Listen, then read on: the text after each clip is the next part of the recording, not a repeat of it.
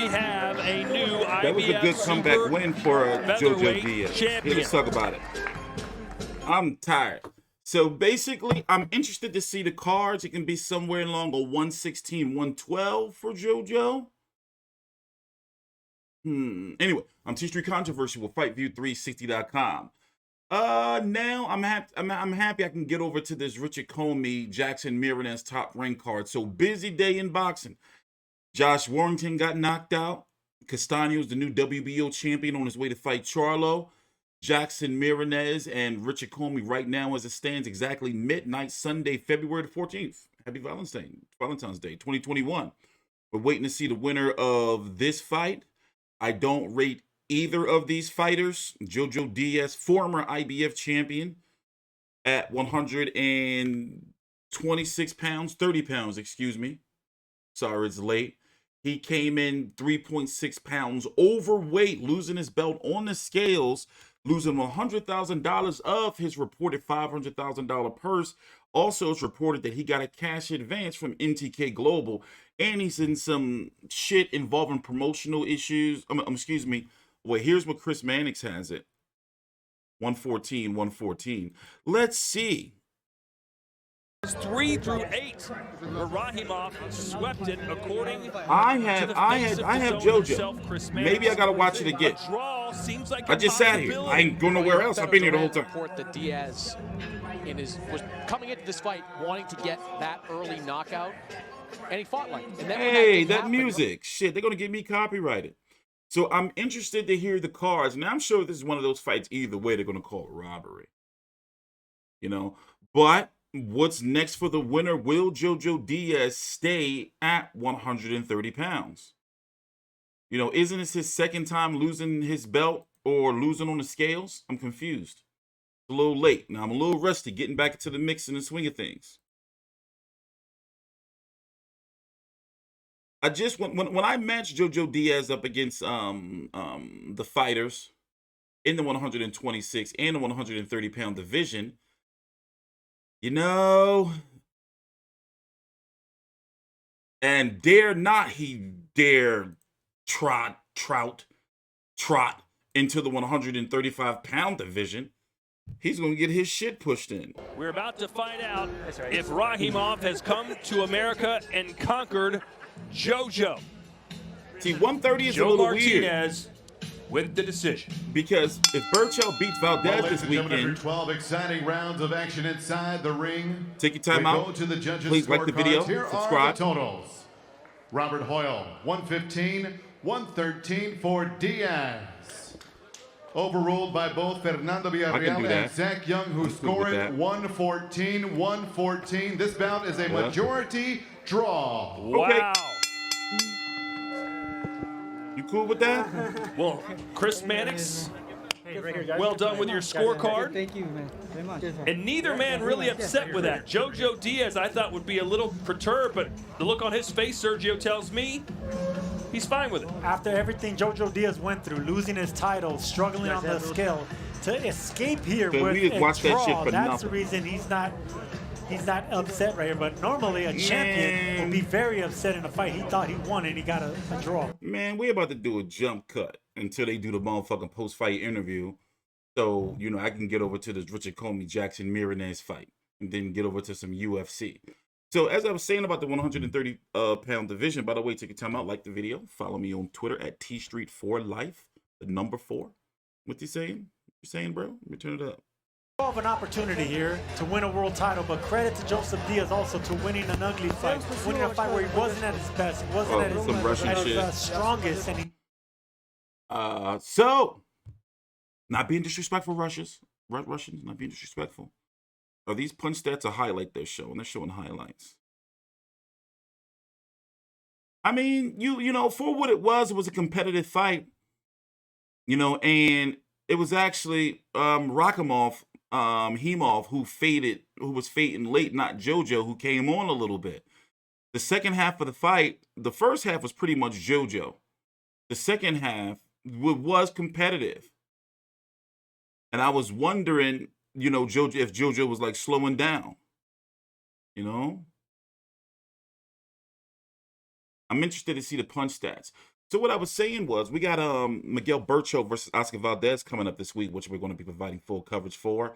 The Zoom call, press conference, weigh-in, post-fight if they have anything. I got to do a review on some shoulder content they put out called Blood, Sweat, and Tears that ESPN Top Rank does for their fights.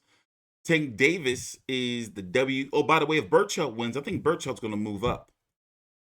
Or will he stick around the fight Herring versus Carl Frampton winner, which is also coming up? JoJo Diaz really fumbled the bag not making weight. And JoJo Diaz also had a rematch clause with Tevin Farmer that he didn't honor to fight his mandatory. It's a slippery slope, man, situation right there. You know, JoJo Diaz is involved in some shit outside the ring. And it's just like, you know, I hope he get it together. So if he had lost this fight, it would have been extremely detrimental to his career. You dig me? So look, that's why he all hugging and great kissing me and shit, because he's like, oh shit, bro, my motherfucking career was almost fucked. And what's wrong with him? Damn, is he crying down there? What the hell is up with him? I'm going to say to Tevin Farmer right now. Maybe he was Tevin praying. Farmer could be in that mix as well. Tevin Farmer, I believe, is going to have one more fight over the next few months. Shake the rust off a little bit, put him back in that mix as well. Either way. All right, let's look at our CompuBox numbers. Be interested to see how these stack up. Final punch statistics. Yeah, very, very similar. Not much between the two. Similar. Rakhimov, Motherfucker, busier, 210 JoJo punches. more accurate. I always look at the percentage when in a close fight, and JoJo took that by 32 and 22. It was an extremely difficult fight to judge. Look, Chris had it as a draw. I had it JoJo by one or two rounds. Either way, it was a loss for Rakhimov here, and ultimately, even though no one won, by Joseph Diaz salvaging his career by not losing, ultimately that's a win for him. Look, Sergio, I agree. On paper, percentages are good. You should score fights based on accuracy, but if you're a judge sitting there, sometimes it's hard to see what's landing and what's not, and Rakhimov was the clear busier fighter. I think that resonated in the eyes of the judges. Hey, JoJo Diaz Jr. was not leaving with the title either way, even if he won. So, no harm, no foul. He gets a draw, and he's standing by with Beto Duran. JoJo, you lost your belt coming in overweight. You get a draw. How are you feeling right now? Not too good, man. I'm a little upset. I thought I did enough to win the fight. It was a close fight. It wasn't my best performance. Obviously, I didn't make weight, and I vacated my title. But it was a long layoff, man, and I want to apologize to DAZN. I want to apologize to all my fans that have been rooting for me since day one and that have been, rocking with me and that been wanting to watch this fight. It was a mistake on my half. It was a year layoff, man. No excuses, but I'll get back into it. This fight, it was a close fight. The guy was, throwing a lot of combinations and throwing a lot of shots, but it was just all gloves. And I thought I was, dictating the pace, landing the good body shots, hurting them, and walking them down and breaking them down. I thought I landed more percentage on the fight as well, and I thought I should have won the fight. But it is what it is, man. I just got to, learn from this and take some time off and get right back to it. You told me before the fight that you were going to knock him out. You were going for the knockout. Didn't happen early. How bad was your conditioning? How did you feel towards the end of the round? My condition was good. It's just that I wanted to, the thing about Rakhimov is I had him fighting a whole different game plan. Usually he applies a lot of pressure and wants to, just dictate the fight. And he felt my power. He felt my strength, where he started just moving around and started to box and came in with a whole different game plan. So the knockout would have came if he would. I feel like if he would have just applied more pressure, because I was landing effective shots whenever he was. I was landing some good counter shots. But like I said, it is what it is. My condition was still there. I went 12 full rounds. I was landing some good shots throughout the whole fight. And like I said, man, I thought I won the fight. You're no longer that kid coming out of the Olympics. It's almost a decade that you've been a pro. What's going on outside of the ring? All the outside distractions, how do they affect you? All the outside distractions is just bullshit, man. There's a lot of people that want to, come into my life and, take a part of, my exposure and my talent and, make some money off of me because they know that they can, and they just, these guys are all greedy, donkeying motherfuckers, man, and it's bullshit. But at the end of the day, I just, try to, remain calm. Of course, I make mistakes in this world, man. I'm not human. I'm just like everybody else. I make mistakes. I never said I was perfect. I'm, living life just like everybody else, and I'm going to live and learn and, adapt and just try to, you know, be a better person every single day and every single time I wake up, man. It's all about just trying to constantly improve. There's always going to be little mistakes, but it is what it is. You on your social media kept saying that nobody's taking your belt, nobody's taking your belt, you're going to win, you're going to win. But JoJo, you gave it away yourself by not coming in on weight. How disappointed are you in yourself? I'm not disappointed at all, man. At the end of the day, I know who I am. I work hard, man. I'm a hard worker. I'm a hard, disciplined type of fighter, and it just, you know, wasn't my night, man. I couldn't make the weight like I used to. There was no sauna here. This COVID stuff. They don't have no gym here. They only have a treadmill here. They had me working out inside my room with the fucking heater on. It was just, you know, completely different than how a professional, you know, world title type fight should be. And I just had to, you know, try to adapt to it. I worked out inside the room. I jump roped, but my body just felt weak, and you know, I just couldn't do it. And my health is more important. I still had to go out here and showcase to the world what I'm about and fight. And I'm not going to go and risk my life for trying to make the weight and, you know, really deplete myself and get hurt inside the ring. There's no need to fucking please anybody. At the end of the day, I'm doing this for myself, and I'm doing this for my family, to take care of my family and to take care of myself. And that's the person that I really need to look out for is myself. Damn, nobody else. Started crying blood Diaz, tears. thanks for your time. Go away with no belt and a draw. Back to you, Todd. Damn. Thank you, Beto, and we do apologize for the language you heard tonight.